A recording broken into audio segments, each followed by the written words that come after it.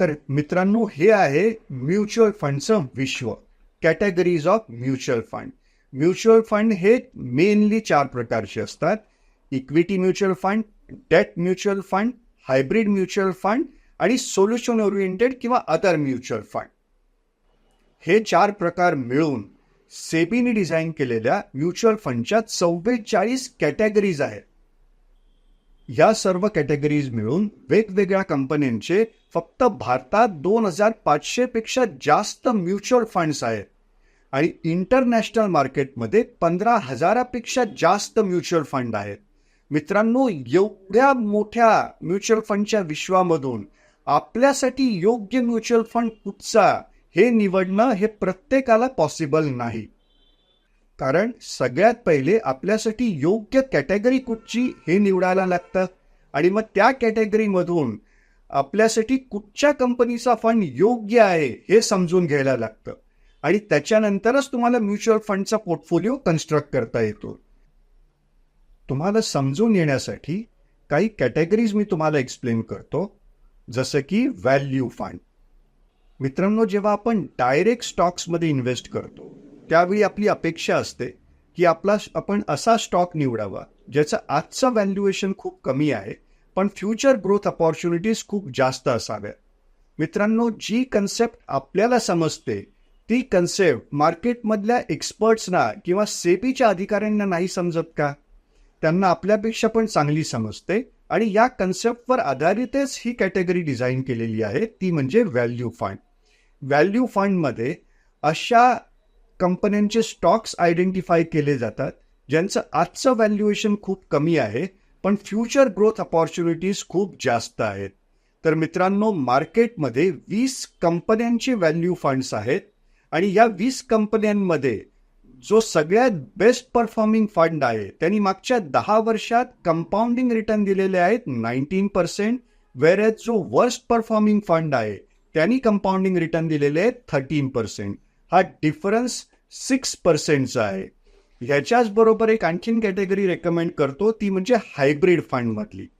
मित्रांनो, hybrid fund म्हणजे या फंडमधला काही पोर्शन हा इक्विटीमध्ये इन्व्हेस्ट केला जातो तर काही पोर्शन हा डेटमध्ये इन्व्हेस्ट केला जातो.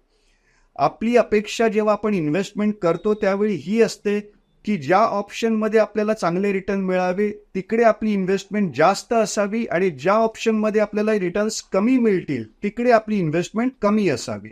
या कन्सेप्टवर आधारितच सेबीने एक कॅटेगरी डिझाईन केलेली आहे, ती म्हणजे डायनॅमिक ॲसेट ॲलोकेशन किंवा बॅलन्स्ड ॲडव्हान्टेज फंड.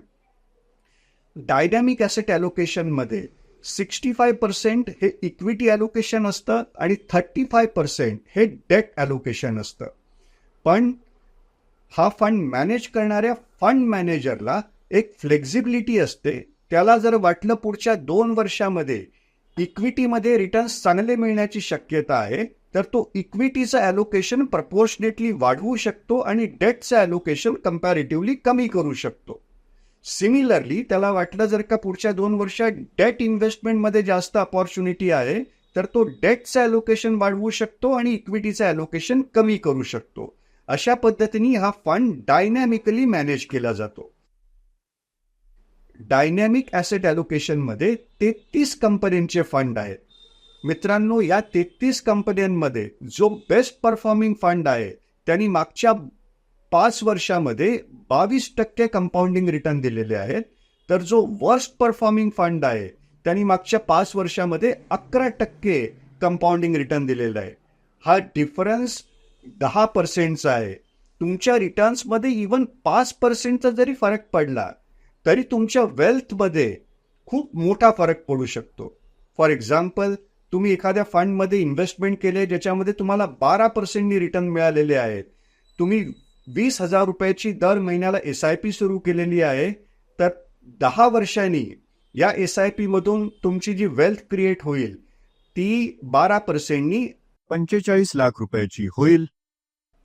आणि ह्याच टाईपच्या फंड्समधून तुम्हाला 17% रिटर्न मिळाले तर याच 20,000च्या SIP मधून 10 वर्षामध्ये तुमची वेल्थ क्रिएट होईल जवळजवळ 58 लाख रुपयाची.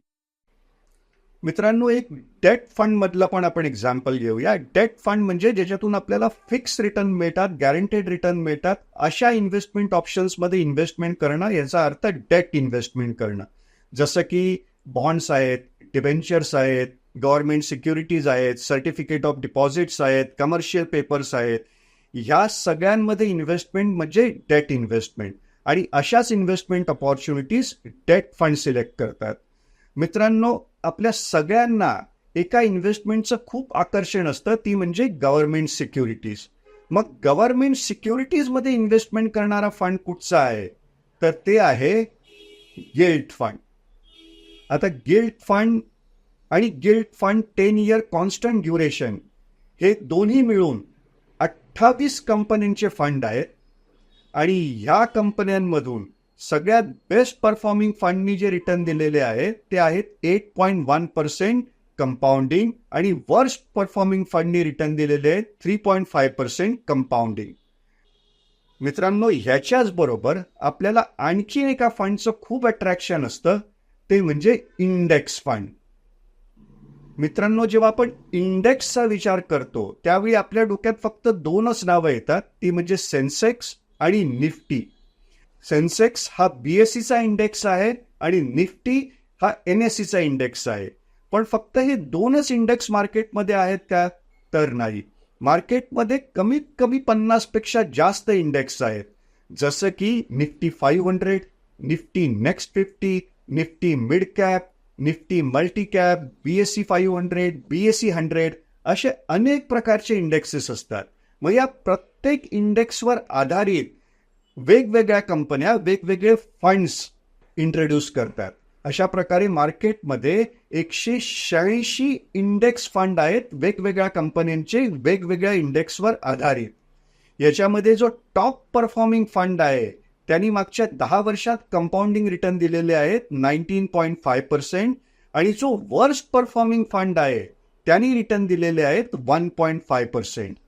मित्रांनो, जर तुम्ही योग्य म्युच्युअल फंड नाही सिलेक्ट केला तर तुमचे रिटर्न्स 1.5% पर्यंत पण जाऊ शकतात, पण तोच तुमचं म्युच्युअल फंड सिलेक्शन जर का योग्य असेल तर तुमचे रिटर्न्स हे 25% किंवा त्याच्यापेक्षा जास्त पण असू शकतात. आणि ह्याच्याचसाठी तुम्हाला एक एक्सपर्टची गरज असते, कारण हा एवढा सगळा अभ्यास हा नॉर्मल माणसाला किंवा नॉर्मल म्युच्युअल फंड ॲडवायझरला किंवा एखाद्या लाईफ इन्शुरन्स एजंटला करणं शक्य नसतं. आणि त्याच्यासाठी तुम्हाला एका CFPची एक्सपर्टीज घेणं खूप जरुरी आहे. तर मित्रांनो, हे झालं म्युच्युअल फंडचं विश्व. पण फक्त म्युच्युअल फंड म्हणजे वेल्थ मॅनेजमेंट होतं का? तर नाही. की वेल्थ मॅनेजमेंट करण्यासाठी वेगवेगळे इन्व्हेस्टमेंट ऑप्शन्स आहेत, जे आपण मागच्या स्लाइडमध्ये बघितलं.